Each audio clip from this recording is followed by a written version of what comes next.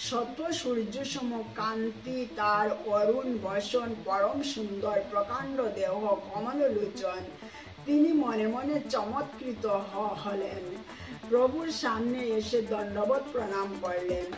তিনি উঠলে প্রভু বললেন, বলো কৃষ্ণ কৃষ্ণ। তিনি তা বললে প্রভু উঠে তাকে আলিঙ্গন করলেন। সে আলিঙ্গনের সঙ্গে সঙ্গে দুজনের মধ্যে জেগে উঠল প্রেমাবেশ। দুজনেই তখন প্রেমে অচেতন প্রায়। দুজনে পরস্পরকে আলিঙ্গন করে অচেতন হয়ে মাটিতে পড়ে গেলেন। জেগে উঠল স্তম্ভ, শের, অশ্রু, কম্প, পুলক, বৈবর্ণ। সঙ্গের লোকেরা দেখে বিস্মিত, ভাবে এই ব্রহ্মসম তেজ যে সন্ন্যাসী, তিনি শূদ্রকে আলিঙ্গন করে এভাবে ক্রন্দন করছেন কেন? কিছুক্ষণ পরে দুজনে সুস্থ হলেন। তখন শ্রীমান মহাপ্রভু বলতে লাগলেন, সার্বভৌম ভট্টাচার্যের মুখে তোমার কথা শুনে তোমার সঙ্গে মিলনের ইচ্ছা হয়েছিল আমার। তোমার সঙ্গে মিলনের জন্যই আমি এখানে এসেছি। তোমার দর্শন পেয়ে পরম আনন্দিত হলাম। একথা শুনে রায় রামানন্দ বললেন, সার্বভৌম আমার অশেষ উপকার করেছে। তোমার চরণ দর্শন করে আমার মনুষ্য জন্ম সার্থক করলাম। প্রভু বললেন, রায় রামানন্দ, তুমি উত্তম ভাগবত। তোমার দর্শন মাত্র আমার মন দ্রব হল। অন্যের কি কথা? আমি মায়াবাদী সন্ন্যাসী, আমিও তোমার প্রেম দর্শনে কৃষ্ণ প্রেমে ভাসছি। এইভাবে দুজনে স্তুতি করতে লাগলেন। প্রভু বললেন, সাধ্যের নির্ণয় করো রামানন্দ।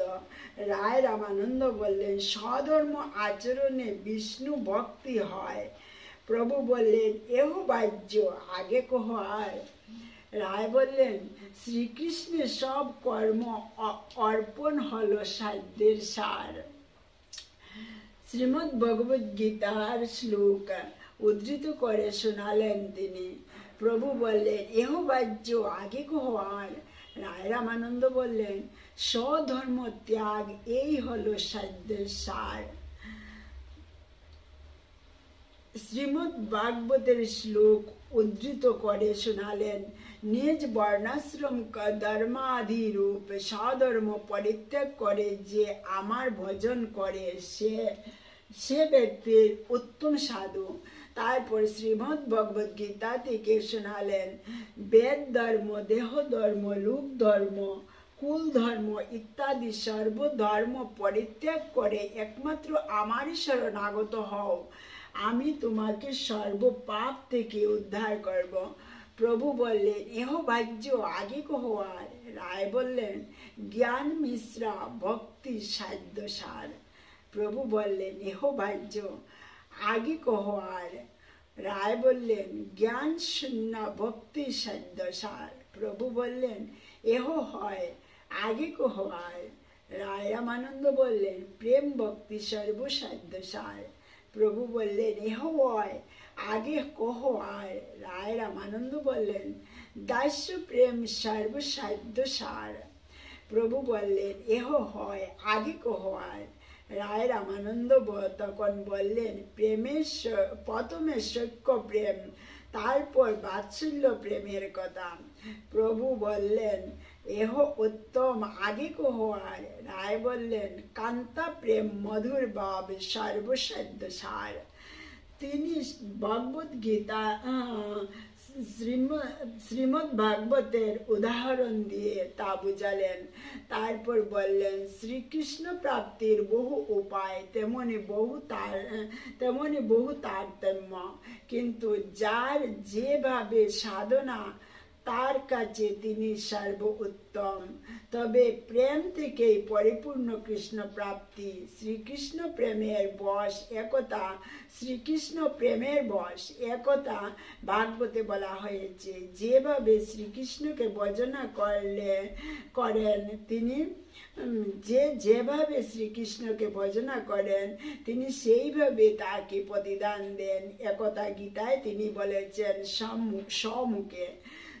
কিন্তু শ্রীমতী রাধিকা ও ব্রজগোপিনীদের নিষ্কাম প্রেমের প্রতিদান তিনি দিতে পারেননি, তাই তিনি হয়েছেন ঋণী, একথা বলেছেন ভাগবতে। তাই শ্রেষ্ঠ সাধ্য হলো মধুর শ্রীকৃষ্ণ প্রেম।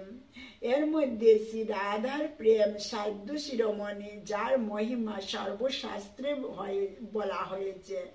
প্রভু বললেন, আরো বলো রামানন্দ, শুনে পরম তৃপ্তি পাচ্ছি, তোমার মুখে যেন অমৃত নদী বয়ে চলেছে।